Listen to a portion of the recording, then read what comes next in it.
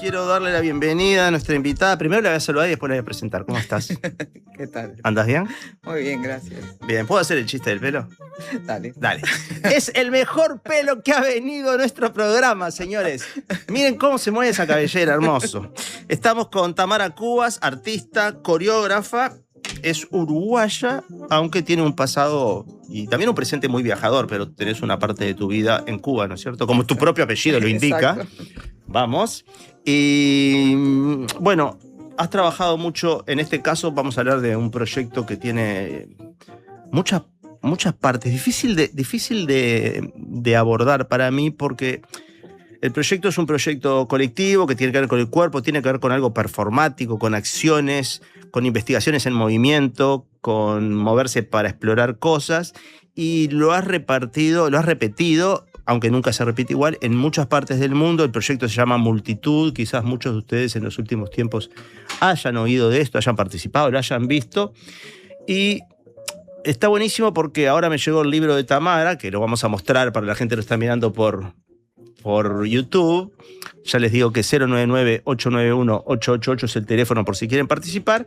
Y claro, y el libro de entrada parece ser una traición al propio proyecto, pero el libro se encarga de aclarar y de aclararlo muy bien y de plantear una manera de encarar el libro. De todo eso vamos a hablar con Tamara, así que primero que nada felicitaciones, porque después de tantos años desarrollando esto, de alguna manera, aunque parezca ser una traición a la exploración en movimiento y a la no contención del contenido, yo creo que el libro está buenísimo que exista y que muestre todo este trabajo y que también deje las ventanas abiertas como para no quedarse encerrado en eso, ¿no? ¿Te sentís dichosa con el proyecto en este formato?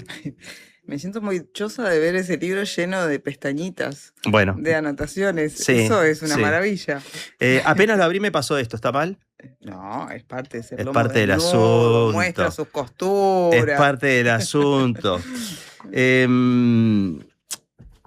Lo primero del libro que está buenísimo, te lo voy a decir porque yo lo leí como leo los libros.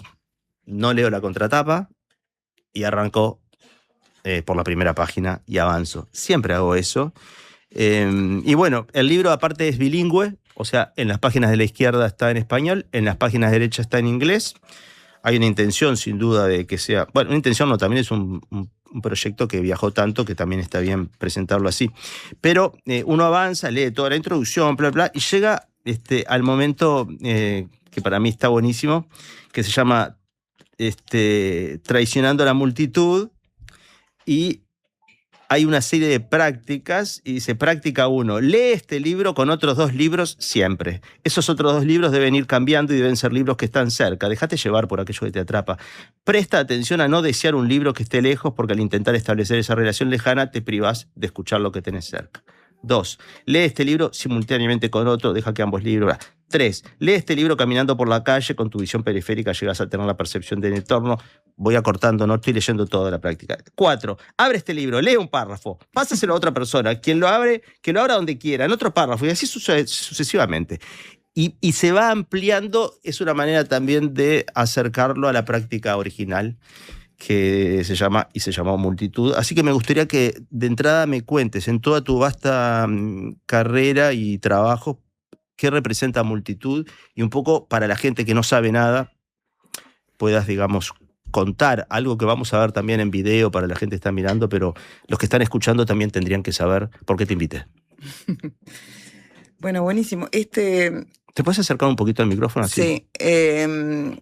Multitud, a ver, como proyecto, empieza, yo hago una primera experiencia en el 2012 en México, y después, que era con 30 personas, y después en Montevideo sigo esa investigación por 6 meses ya con un grupo mayor, y ahí empieza a hacer esto de Multitud. Para contexto, digo, como yo creo que los artistas tenemos, no es una línea de investigación, ¿no? Uno es una pregunta que no se responde o abre otras preguntas, pero bueno, los proyectos anteriores a estos, muchos tenían que ver con el tema de la memoria reciente. Yo pertenezco a la generación bisagra, que siempre lo menciono así, ¿no? Entre la generación anterior con un concepto sobre el colectivo, sobre el futuro, sobre el deseo, ¿no? que data de su época. Yo, como dijiste, yo me cribo en Cuba, me cribo en el exilio, por lo tanto lo colectivo forma parte del ADN, ¿no? Entre la generación que me precede, toda mi familia y toda mi crianza allá, yo vuelvo acá a los 13 años, ese colectivo, esa necesidad de colectivo está siempre. Antes de esto, como te decía, me aboco, como muchos artistas de nuestra época, a investigar un poco en esto del pasado reciente, ¿no? A ver en qué lugar estábamos. Aparte, nosotros fuimos criados, algunos de nosotros, en una idea de mundo, que cuando nos toca hacernos del mundo, ese mundo cambió.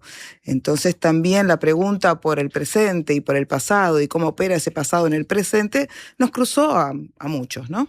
Mi generación produjo mucha reflexión en el campo del arte sobre eso. En ese proyecto, los proyectos anteriores que yo le llamaba La Patria Personal, que trabajaba sobre el tema de la tensión entre lo colectivo, lo individual, lo público, lo privado, etcétera. Investigué con la familia, ¿no? Y con los allegados. Después que termino ese proyecto, la idea del colectivo sigue pesando mucho, ¿no? ¿Cómo es el colectivo hoy en día, ¿no? Para nosotros que nos toca en ese momento hacernos al mundo.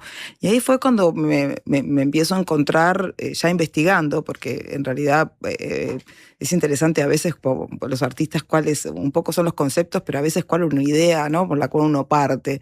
Yo de repente tenía ganas siempre acá en Uruguay trabajamos con 3, 4, 5, ¿no? Performers, bailarines, por las formas que tenemos de producción, o las condiciones de producción. Y había un profundo deseo de trabajar con una dimensión más grande. Digamos, como un pintor que de repente pinta, ¿no? Y de repente dice, ¿qué pasa? En un formato chico y quiere un formato grande. ¿Qué pasa si hago un mural? ¿No? O sea, ¿qué cambia si la dimensión cambia? Si en vez de ser 3, 4, 5 somos 30, 40, 50. ¿Qué relaciones cambia entre la dirección, los performers, entre los performers, el público? ¿No? ¿Qué es lo que cambia allí? Entonces hay una idea muy de forma que empieza al principio y ahí empiezo, bueno, este proyecto lo empecé en México, empiezo a investigar. Yo siempre en aquel momento necesitaba dialogar, ¿no? Con otros pensadores, sobre todo el campo de la filosofía, y ahí es donde entra los filósofos, no, sobre todo los italianos de a fines del siglo pasado, como Virno, Hardis, pero yo me agarro sobre todo en Virno, que él retomaba la idea de Spinoza, claro, sobre la idea esta de colectivo en términos de multitud, ¿no? Una cosa era masa, otra cosa es la muchedumbre, y en el medio la multitud que puede autoorganizarse. Y bueno, esa idea ¿Y el cuerpo? Del cuerpo. Y el cuerpo.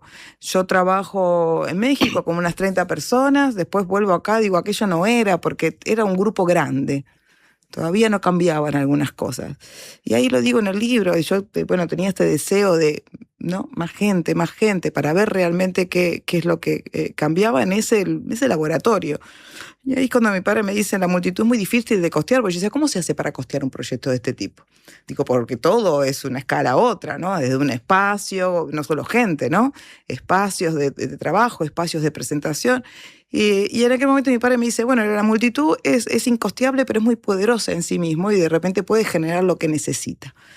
Y bueno, y ahí en el taller que estábamos haciendo surgió, bueno, eso, bueno, vamos a hacer una obra, y fue increíble como acá en Montevideo yo tengo, guardo con gran cariño a la etapa de Montevideo, donde era, bueno, para hacer esto precisamos cada uno venga con alguien más, precisamos conseguir lugares de ensayo, precisamos lugares de presentación, y se empezó a autoorganizar. Desde adentro, cada uno decíamos yo tengo, y ahí generamos esa primera etapa de lo que fue Multitud, que trabajamos acá durante 6 meses y nos presentamos en un montón de lugares. Una época muy linda, de mucho cariño, mucho amor. La idea que toma Virno ¿no? de Spinoza para el tema de la multitud, estas ideas preciosas de Spinoza, que dice, bueno, las relaciones se definen en la capacidad de afectar y ser afectado.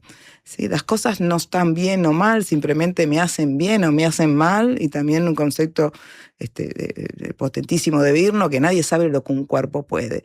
Y en esos conceptos ahí está la no definición y posibilidad de definición del otro, la potencia del cuerpo, en lugar de lo que lo caracteriza, lo define. Y lo que hago, yo me agarro de Virno, porque tiene un libro muy hermoso también que se llama Gramática de la Multitud, porque aquellos pensamientos a finales del siglo pasado era tratar de entender cómo hacemos hoy en día como humanidad para hacer cosas cuando de repente se nos están derrumbando algunos esquemas anteriores. Y entonces me dedico como a tratar de traducir las ideas de Virno en aquellos libros, en aquel libro sobre todo, Gramática de la Multitud, a una experimentación con los cuerpos y en el espacio. Y hay traducciones que son directas, ¿no?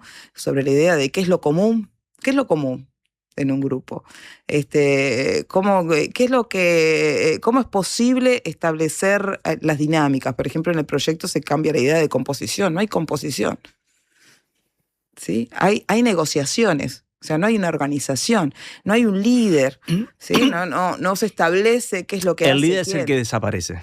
Sí, mi proyecto ahí, bueno, yo hoy en día, después de eso, toda experiencia de multitud, a mí me llaman para hacerlo en Chile y fue, ¿cómo hago para hacer esto que me llevó 6 meses acá a aplicarlo en una semana en un festival que me lo pide en Santiago de Chile? Y ahí es donde aparece el formato de hoy, que yo llego a un territorio y en 7, 8 días me encuentro con casi 100 personas y ahí se arma multitud. Se habla de multitud, que en realidad es como un taller y cuando te das cuenta y cuando de repente aparece la obra. Y mi tarea a medida que va apareciendo la obra es retirarme, porque claro que yo llego como líder, ¿no? Estoy amparada por una institución con una idea en la cual un montón de personas se presentan. Pero es imprescindible esa retirada para que la multitud empiece a aparecer. ¿Sabes qué? Esto que acabas de decir en el comienzo me abre 2 o 3 preguntas ya, y voy a tratar de decirte que estaría buenísimo que sean concretas, preguntas y respuestas para poder avanzar sobre el libro y para la gente que nos está escuchando y dice, pero ella llega, acaba de decir que llega a un lugar y junta 100 personas, ¿para hacer qué? ¿Se puede explicar en qué consiste esta obra que no tiene una composición, que no tiene un líder o que ese líder se va a... O sea, ¿qué es? ¿Se puede participar? ¿Yo puedo ser parte de esa multitud? Estamos en un medio que surge de una comunidad, ¿viste? Que es una comunidad de suscriptores que incluso son consultados para qué tipo de radio te gustaría que haya, ¿no? O sea, hay también una especie de retirada y de construcción colectiva. Lo colectivo aparece. ¿Se puede contar o solamente se puede experimentar? A ver, multitud se basa en el deseo, ¿no? Y es muy interesante porque hay un festival que de repente dice, vamos a hacer esta obra de esta coreógrafa, se precisan voluntarios. La coreógrafa sos vos y llaman voluntarios para sí. que aparecen bailarines. Aparece de todo. Entonces, pero la gente en realidad no sabe qué es la obra y eso es maravilloso. Entonces nos juntamos el primer día y tampoco saben ni cómo trabajo ni nada, sobre todo, ¿no? En contextos más lejanos. Y es hermoso porque ahí uno hace así, decís, acá hay 80, 100 personas que vinieron, quién sabe por qué. Y eso es maravilloso. Ya está. Y no importa por qué vinieron. Ya está. El deseo de venir es lo que importa. Lo que importa es que acá nos vamos a encontrar y vamos a aventurarnos a la incertidumbre que es habitar un espacio juntos. Y bueno, esos primeros días, son 7 días en que lo monto. En el primer día ya hace mucho tiempo que lo hago, entonces también para mí, yo digo, lo establecí que un momento establecí, esto es una práctica, ¿no? Entendiendo, porque en un momento digo, yo no puedo seguir haciendo multitud, ¿cómo seguir haciendo una obra tanto tiempo? Claro. ¿Viste? Como artista me cuestiono también en un momento este relato, ¿viste? Que yo dije, yo tengo que matar a esta pieza. ¿Cuántos años lleva ya? 2013, y sí, son 13 años ya. Y ahora me voy el mes que viene a hacerla en Zurich, o sea, sí, el año que viene en Alemania, o sea, es un proyecto que... Te siguen invitando, digamos. Lo invitan. Entonces en un momento dije, yo la tengo, porque no me puedo, yo como artista no me puedo definir por una obra. Esos pensamientos, cosas de artista que a veces uno tiene, ¿viste?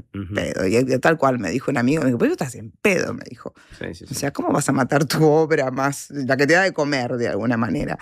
Y yo, no, pero ya está. Entonces en un momento ahí lo que hice, bueno, ahí cayó la pandemia, y ahí todo se dio vuelta, ¿no? Porque uno hace lo que hace, qué necesidades había. Pero entonces dije, bueno, no, esto es una práctica, en entendido que la práctica está o sea, te actúa sobre quien la realiza también.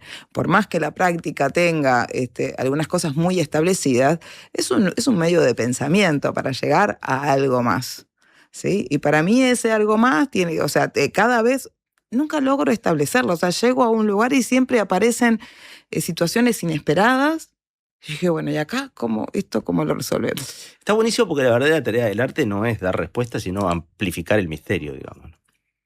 Entonces, de alguna manera, estás envuelta en el jugo que te quisiste cocinar, ¿no es cierto? Sí.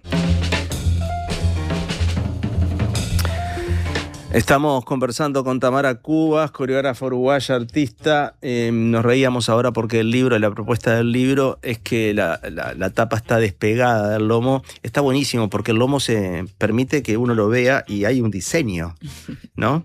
Y me contabas algunas anécdotas de las primeras personas que vieron el libro donde, che, tenemos un problema, el libro está todo despegado. Está muy bien en la propuesta de cómo el libro encara dar cuenta de la experiencia esa, todo el mecanismo interno que se nota que tuviste que ir elaborando y generando y aprendiendo y conociendo para poder hablar de multitud en un libro, ¿viste? Y eso queda explícito y está buenísimo porque vemos como los hilos de la preocupación y las trancaderas, cómo las resolviste. De hecho, en la parte final del libro hay hay varios capítulos. Este se llama Pragmática de la multitud, erótica de la multitud, y hay una especie de, no diría definiciones, pero ¿no? Goce, peligro, preguntas, autoorganización, grupos, totalitario, Cuba, ideas. En ideas dice, las ideas son cuerpos, se encarnan, se deforman al circular. Una idea es un disparador, no un marco. Una chispa, no un molde. Tienen que poder traicionarse para sobrevivir. Y yo me acordé de la frase de André Breton que dice, toda idea que triunfa marcha a su perdición. ¿No? Y dije, mira, funciona perfectamente, es una manera de decir lo mismo. Y la idea esta que funcionó te hizo, digamos, cuestionarte esto, no la tendré que matar. En eso quedamos en el capítulo entero de esta entrevista. Entre las marquitas que tengo, la primera de todas remite a... vos mencionaste a tu padre con esa frase que de alguna manera te acomodó la cabeza, ¿no? Yo no sé si tu padre viene del mundo del arte, pero bueno, qué importante la sensibilidad esa, ¿no? Como para decirte eso que te dijo, ¿no? Que la multitud es difícil de costear, es incosteable, pero qué poder que tiene la multitud. Y vos dedicás el libro a mis padres, los fundadores de Maluma. No es el cantante, ¿no? ¿Qué es Maluma? ¿Y qué importancia tiene en quien sos, en esta coreógrafa? La vida, a todos nos toca, cuando somos niños, un poco seguir la vida de nuestros padres, pero digamos, ustedes emigraron, ¿no es cierto? ¿Qué tiene que ver en este movimiento del cuerpo familiar a otro país, el regreso, en todos esos movimientos, con que este proyecto, que es una exploración en movimiento, se haya convertido como en tu obra más sostenida en el tiempo, ¿no? Sí, bueno, el entorno familiar es muy importante. Yo te decía hace un ratito, esta generación bisagra, ¿no? Nosotros, bueno, yo vengo de una familia, me preguntabas qué hace mi padre, venía de la organización política, ¿no? Que muy comprometidos con en la época, ¿no? En lo que tiene que ver con la resistencia, en la época de la dictadura y todo lo que eso genera, ¿no? Exilio, presidio, desaparición forzada, todos los desmembramientos familiares. Perdona, ¿el libro aparece en esta época de casualidad o un poco en este mes que acaba de cumplir años? No, de hecho es un libro que estoy hace 3 años. Esto vino por una propuesta de la Fundación Itaú de sistematización de las prácticas vivas. Perdona la interrupción. No, todo bien. Entonces, me refiero a que vengo de un entorno familiar que lo ha dado todo. ¿Sí? De ahí descendemos, ¿no? De ahí venimos. Que han puesto en juego todas sus propias vidas por esto que consideran que es importante, ¿no? Esto que es lo importante tiene que ver con ese colectivo, con esa idea de mundo, con esa idea de futuro, donde el presente está, en realidad el presente es una instancia para llegar a ese futuro, ¿no? De ahí son esas preguntas. Entonces, ¿qué pasa? Entonces, si este es nuestro presente y ese futuro, ¿cómo es el futuro? ¿Cómo pensamos el presente si ese futuro no está tan definido? Y bueno, en ese marco, por eso las preguntas aparecen en ese contexto, ¿no? Y por supuesto, mi familia es una familia muy, muy fuerte, ¿no? Hasta el día de hoy, en lo cual ahora estoy haciendo un proyecto nuevo este año que se llama La Trilogía del Tiempo, que estoy trabajando con personas no profesionales. Y bueno, en ese proyecto está mi padre, está la que es mi ex suegra, ¿no? Está el padre de mis hijos, o sea. Disculpa una pregunta, ¿tus proyectos siempre tienen que ver con lo coreográfico, por así decirlo, o ya te has ido un poco separando de eso? No separando, pero ampliando. No, yo trabajo en el campo de las artes visuales también. Bueno, mi formación académica es de artes visuales. Claro. Pero siempre del lugar del cuerpo. Ahora, por ejemplo, hay en una exposición colectiva en el EAC que hay una pieza que es una videoinstalación donde yo escribo en una pared una carta de mi tía que manda cuando está presa. La escribo y la borro. Escribo y la borro. Es una carta que manda a la familia.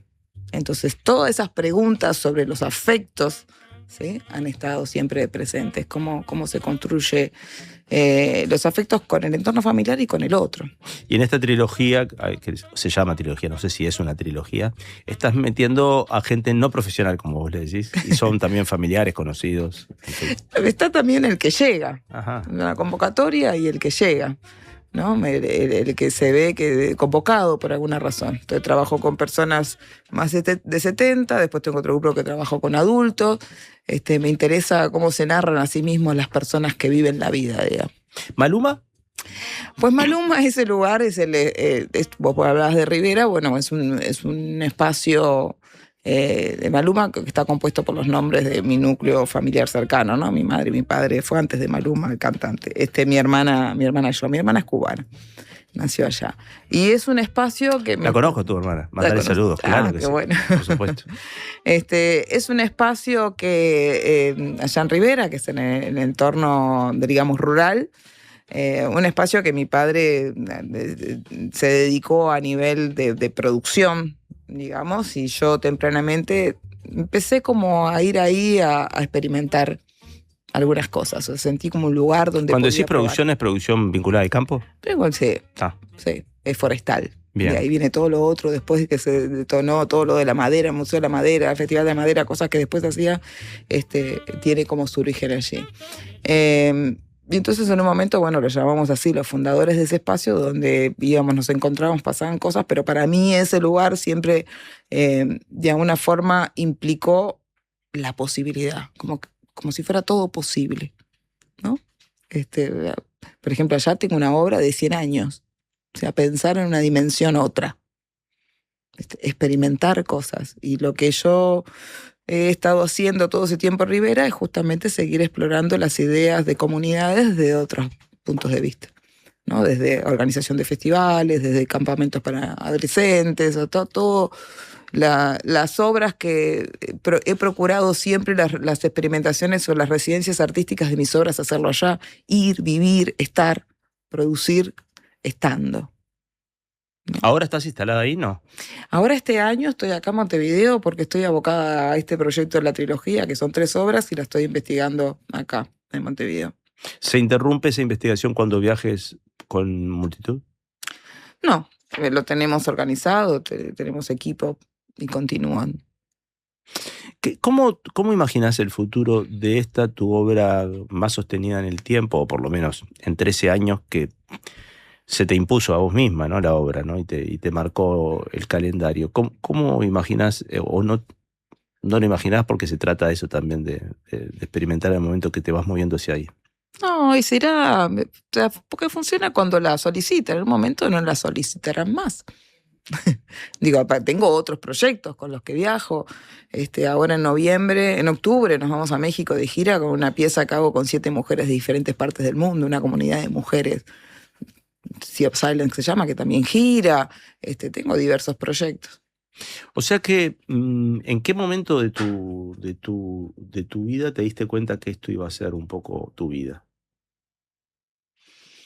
Eso, ahora me doy cuenta hablando contigo, pero que es un tema que a mí me reimporta, ¿no? No porque sea cierto que uno sabe. No es que yo supe a qué me iba a dedicar cuando era chiquito y entonces fui para ahí. Mentiras, o sí, no sé. Uno empieza a mirar para atrás y empieza a como a hilar cosas y decir, mirá, yo no sé, yo quizás sería escritor, pero no sería este escritor si no me hubiera pasado esto. Y no me hubiera dedicado al periodismo si no me hubiera pasado con otro. Pero bueno, sí, en realidad no era que leyera diarios, como contaba antes Maggie desde chiquita, ni escuchara radio, pero sí me interesaba saber qué pensaban los otros y conversar, por ejemplo. Ujú. Era el conversador, ¿viste? Yo contaba que el otro día encontré un carnet de la escuela que tenía problemas de conducta y la maestra había anotado charlas inútiles. Como si un niño pudiera tener charlas inútiles. Digo, vivo de tener charlas inútiles, así he vivido mi vida. O sea, empezás a encontrar como huellas. ¿Qué, empezó en Cuba esto, decís? No, digo, una cosa es cuando uno mira para atrás y puede encontrar indicios de cosas, ¿no? Claro. Como revelaciones en los momentos. Pero ahora que mientras hablabas pensaba, yo por lo menos hay dos instancias que para mí son claves. O sea, yo hice Bellas Artes acá y después me fui a hacer una maestría en Holanda. Y allá me estaba yendo más o menos bien después que terminé, pero bueno, estábamos con mi compañero, nos estamos encontrando y decidimos volvernos. Y yo me acuerdo que en el momento de volver, yo me planteé, yo no puedo volver a Uruguay a quejarme otra vez. Era como, viste, Uruguay, sentía que tenía ese techo y que era la queja constante y había ido y estaba desarrollándome artísticamente y digo, bueno, pero si vuelvo. Pero una de las razones por esto es interesante, ¿no? De por qué volverse, porque en un momento, después de 2 años en Holanda, digo, o me peleaba todo el tiempo. Tenía muchos problemas con el entorno, ¿viste? No puedo entender que todo fuera tan organizado y por lo tanto yo chocaba todo el tiempo con ese mundo tan organizado. Entonces dije, no, en algún momento me dije, yo soy la que estoy mal. O sea, no pueden estar todas estas personas mal. Seguramente seré yo, digo, que no encajo acá.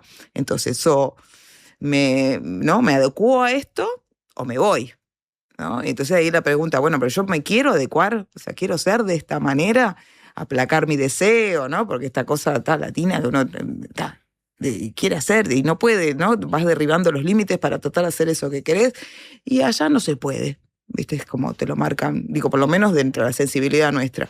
Entonces digo, bueno, nos tenemos que ir. Tenemos Uruguay y digo, bueno, pero no me puedo ir a quejar a este lugar. Y ahí empieza, en la vuelta, entonces ahí tomo la decisión, bueno, voy a empezar a tratar de generar las razones por las cuales me voy, a ver si las puedo generar en Uruguay, porque si a mí me importan, capaz que a alguien más le importa. Y ahí empieza todo esto de gestión, producción, convocar personas, hacer que las cosas sucedan. Y eso tiene que ver con esa vuelta a Uruguay, ¿no? Que todo el camino después de gestión cultural, de generación de proyectos. Está bueno lo que decís, porque yo te iba a decir que yo te asocio también con una cosa fuerte de gestión, ¿no? Sí. O sea, te imagino y me han contado también, obviamente. Liderar gestiones, ¿viste? O sea, y dijiste que una cosa que te pasaba allá en Europa era que toda esta gente tan organizada. Pero vos no sos organizada. Sí, pero en la vida hay que darle lugar. Claro, al peligro. Sí, hay que darle, o sea, uno establece una estructura, pero después tenés que estar abierta a todo lo que empieza a atravesar. Vayamos a peligro. Peligro, dice. El peligro mantiene viva la experiencia. Lo que está vivo está expuesto, y lo que está expuesto corre peligro. Se incorpora como un agente activo. El deseo lo necesita, el goce lo convoca. Francis Bacon decía, cuando el peligro parece ligero, deja de ser ligero. Leyendo estas cosas, a mí me gusta mucho, tengo muy grabada en la cabeza frases que he leído, me quedan grabadas, y también invento muchas que digo que las leí y no es verdad. ¿Es esto de Francis Bacon o no es de Francis Bacon? ¿Qué importa?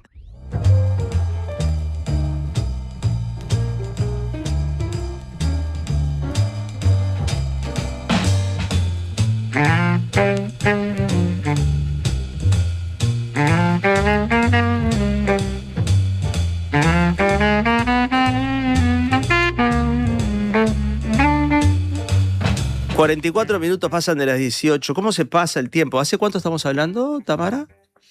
Y bueno, esto más o menos empezaba cerca a las 6. Sí, ya van 42 minutos con el 40. Tamara Cubas es nuestra invitada. Estamos conversando de Multitud, que es el proyecto, es la excusa a partir del libro que acaba de salir, pero bueno, estamos hablando de un montón de cosas más. Yo nunca puedo hablar de una sola cosa. ¿No? Me sale entre el entusiasta de la conversación y el periodista y el delirante. Entonces, ¿viste? Me gusta un poco, me gusta el divague un poco, ¿viste? Por suerte hay tiempo y espacio para el divague. Bueno, me lo hago. En cualquier momento me van a decir a lo mejor, che, estás muy divagante. Bueno, ustedes sabían lo que buscaban. El libro que yo tengo entre manos, que lo recomiendo porque además es muy bello. La verdad que todo bien con que el contenido de los libros es lo más importante, pero la forma y el contenido van de la mano. A mí cada tanto, ¿sabes qué hice el otro día? Junté un montón de libros que amo, pero que tenían una tipografía 8. ¿Viste? Dije, ya está, ya estoy grande para romperme. Está. Y antes los cambiaba por una edición nueva que tenía tipografía 12, ¿viste? O 10, ponele, pero está. No, dije, si los pierdo, me los saqué. Fui y canjeé todo por libros de tipografía más grande. Bien, ¿el libro se consigue? El libro sí está disponible hoy en día online, a través de mi página. Decí eso, decí todo. Sí, tamaracubas.uy. Y bueno, en breve se hace el lanzamiento y irá a librerías, pero por el momento se compra, se solicita por allí. Se comunica una de las integrantes de Trilogía del Tiempo. ¿Quién es? No te lo puedo decir. No te lo puedo decir porque no firma y nosotros no revelamos, aunque esté la fotito de quien manda el WhatsApp, no revelamos. Dice, es muy bello espacio y propuesta, retadora y movilizadora, multitud de emociones, abrazos a Tamara. Qué bueno, es eso. Estoy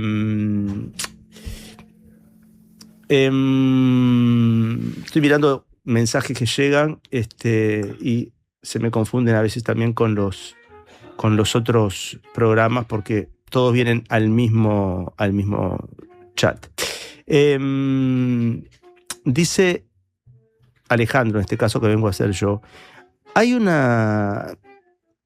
creo que en tus prácticas, yo noté en un momento, tiempo atrás, y esto me lo confirma, una intención, y creo que tiene que ver con el origen de esta entrevista, el tema de la memoria, ¿no?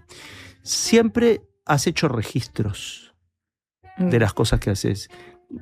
No digo que no sea, ahora parece natural, porque la gente hace una obra y hay registros y saca fotos y haces cualquier cosa y ves que hay gente, un equipo que saca fotos. Pero eso es algo que lo empezaste a hacer quizás también como derivado de todo lo que venís contando, de lo que llamamos pasado reciente, que ya tiene 50 años, ¿no? Y esta voluntad por dejar la huella y registros de calidad, ¿viste? ¿No? Bien filmados, bien iluminados, con buena música, o sea, ¿eso viene de la mano con tus prácticas culturales o es algo que en algún momento empezaste a prestarle especial atención? O a lo mejor no es como yo lo imagino y te parece lo más normal del mundo. No, es interesante, pero digo, no lo había pensado de esa manera. Sí, o sea, yo tengo una relación con el audiovisual muy temprana. O sea, yo empecé a hacer videos. Yo en Bellas Artes encontré que mi herramienta para poder, lo que podía comprender, entendía, relacionarme, tenía que ver con el video. Y ahí empiezo a filmar lo mío y lo de todas mis amigas. De hecho, en un momento yo hago un proyecto que era la Videoteca Montevideo. Yo soy de la generación que aprendió por videos. O sea, no llegaban maestros, no había grandes cosas. Ahora hay formaciones universitarias, pero digo, yo tuve el privilegio de formarme con contradanza, ¿no? La Escuela de Danza Contemporánea. Pero la información que nos llegaba era muy escueta y nosotros veíamos videos cuando nos llegaban de coreógrafos, de artistas. Era la forma. Era la forma. Y siempre, lo que sí tempranamente siempre hice fue como disponer toda la información. O sea, si yo la organizaba para mí, entonces la disponía. Siempre estuvo muy dispuesta desde los primeros, ¿no? Desde las primeras épocas de Internet. Y yo tengo mi maestría en arte y tecnología. A mí con la tecnología siempre me fue muy bien. Yo no sabía eso. Sí. Claro, ahí está el punto de contacto. Hago páginas desde temprano, o sea, manejo muy bien. Contale a la gente que no entiende qué significa hago páginas desde temprano. No, cuando apareció la página, ¿no? Esta cosa de las páginas web, nosotros empezamos a hacer, digo nosotros porque, por ejemplo, en Holanda con Francisco, la Petina, que era mi compañero, nos dedicábamos a eso. Francisco estuvo hace poco acá, así que la gente lo conoce. Muy bien. Vivíamos de eso, de hacer páginas web para artistas, o sea, generar los contenidos de internet. Entonces, y eso implica datos, organización de archivos, o sea, desde muy temprano. Y siempre fui como, o sea, creo en esto de compartir, en el copyleft, entonces de disponer todo lo que uno tenía, disponerlo para otros, porque para nosotros era tan difícil acceder a información, que lo menos que podíamos hacer es, si producíamos algo, disponerlo para quien quisiera. Y también, personalmente, es una forma de ir organizando mi propio archivo. Me lo organizo lo mío y lo dispongo para otro, para quien está ahí. Está buenísimo. No sé, a lo mejor a vos no te pasa esto, pero a mí me pasa entrevistando a gente, ¿no? Y tú sos joven. Somos jóvenes todavía. Por supuesto. Pero hoy, bueno, la idea de la juventud está asociada para mí con otras cosas que no son solamente la edad, para mí y para mucha gente. Pero, digamos, es verdad que he entrevistado a gente bastante más grande y me gusta mucho ver cómo se van atando los cabos, cómo ese Lego de la vida de uno empieza a cerrar. Entonces ahora aparece lo de la tecnología, que estudiaste eso y empieza a explicarme cosas que no ¿viste? me encanta, porque yo me preparo para la entrevista, pero siempre me sorprendo de conexiones que surgen así, inesperadas, o por lo menos inesperadas para mí. ¿Cómo te manejas con el tiempo? Para poder hacer, porque quien está escuchando dice, pero esta chiquilina no para.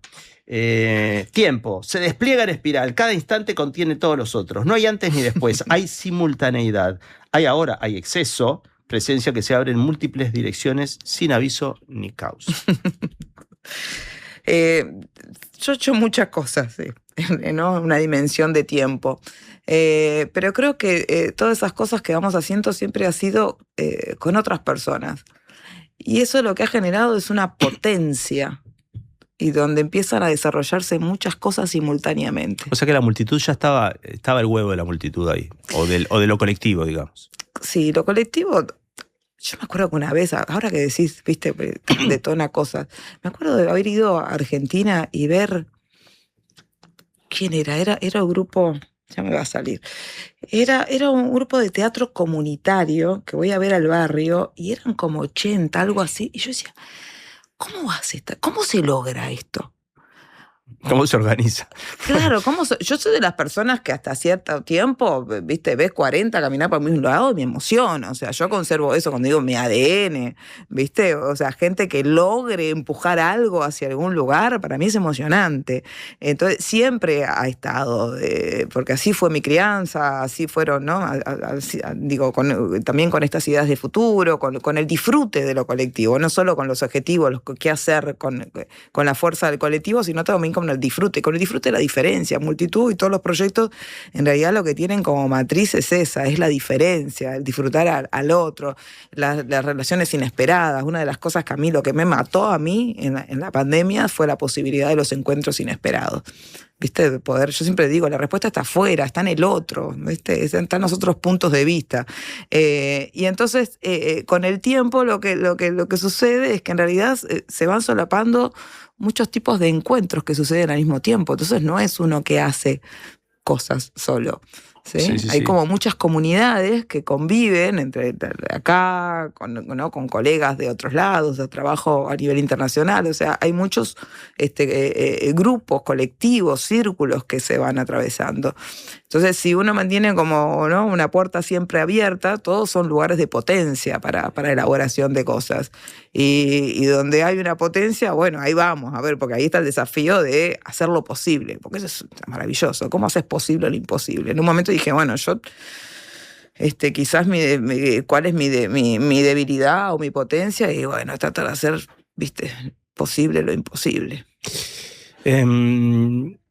Esto de charlar con gente todos los días, a veces te lleva a repetir cosas, pero no repetir por el hecho de que no tenés otras cosas que decir, sino que encontrás puntos que se unen, ¿no? Y escuchándote pensaba algo o algo así que creo que haber dicho en las últimas semanas, en alguna otra charla, que quizás lo más importante que tenemos entre manos los humanos es poner en común, ¿no es cierto? Y escuchándote es eso, ¿no? La necesidad de darte cuenta que es el otro, es el espejo y que no hay vuelta. Y la pandemia, sin duda, fue como un golpe fuerte para darse cuenta de eso. Para el caso que te dieras cuenta. Para otras personas quizás no. Y estamos viviendo una época donde justamente ahí estamos fracasando, ¿no? En lo común. Y se ve en un montón de estadísticas de cosas feas que nos pasan, ¿no? En el mundo y a nosotros, ¿no? De cuáles son las crisis que tenemos. Ha sido muy hermoso charlar contigo, muchas gracias, ha sido muy hermoso hacer este programa, gracias compañeros. ¿Pasaste bien? Muy bien, se pasa muy bien. Bien. Muchas gracias. Repetí cómo la gente puede investigar un poco más en esto que estás haciendo. La página es tamaracubas.ui. Cuando se presente el libro, que va a ser en breve, va a haber también la presentación de un documental sobre toda esta experiencia. Sí, es... ¿Ves lo que digo? Ya tenés pronto el documental. No, lo que pasa es que, bueno, eso que te decía, esto fue un pedido de la Fundación Itaú de cómo sistematizar las prácticas vivas, que esto es muy interesante porque el entendimiento de que producimos conocimiento, pero eso cómo se documenta, claro, cómo se sistematiza. Y fue un gran desafío, que es lo que el libro al principio dice, y pasé por muchos problemas, digamos, claro, ¿no? Claro, es decir, claro, ¿esto qué hago? ¿Cómo se hace? ¿Desde qué lugar? Al final, bueno, esto tiene una edición de contenidos de Gabriela Jala, que es una editora argentina. Fuimos una semana de residencia allá a Rivera, ¿viste? De convivencia. Todas las experiencias en las cuales yo puedo compartir siempre tienen que ver con eso, ¿viste? Con convivir, con tener el tiempo para poder estar con el otro. Es otra forma, no se trata de producir, sino se trata de encontrarse y algo resultará de esto. Y entonces, parte de esta sistematización, la otra pata era el registro audiovisual. Y ahí aprovechamos una edición en Montreal y nos fuimos con Francisco, que es de La Petina, que es el músico también de la pieza, y Matías Paparamborda, y generaron un audiovisual. Matías Paparamborda es mi socio en un proyecto que no puedo contar. ¿Viste? Y es un amigo, todo se cierra. El tiempo que hablabas es lo que nos falta. En esta semana, todos los días, la canción final la elegía Julia, la productora Julia Peraza. La consigna que se inventó es que en el título tendría que haber un animal o un insecto, un ser vivo, no humano. Disfraz de tigre de Hidrogenés es quien cierra hoy el programa. Nos falta tiempo, nos tenemos que ir porque viene Sofía y Guille. Cuiden los minutos que las horas se cuidarán solas. ¿Quién dijo eso? Averígüenlo. Averígüenlo. Quédense con las ganas.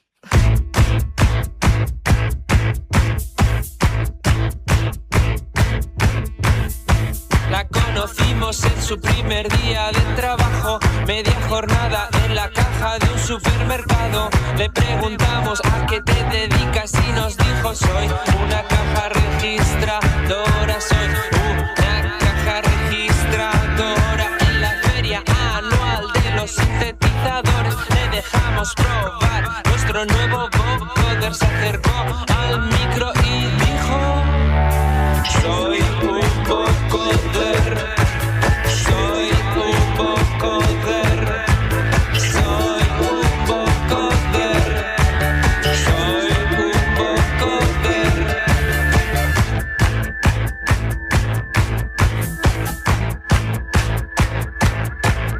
A los 12 años la cambiaron de colegio, la pusieron delante de sus nuevos compañeros. Le preguntaron de dónde venía y dijo: yo he venido de mi casa, yo he venido de mi casa. En la fiesta de disfraces se hizo un traje a rayas, una cola muy larga y guantes con garras. Le preguntamos qué era y dijo: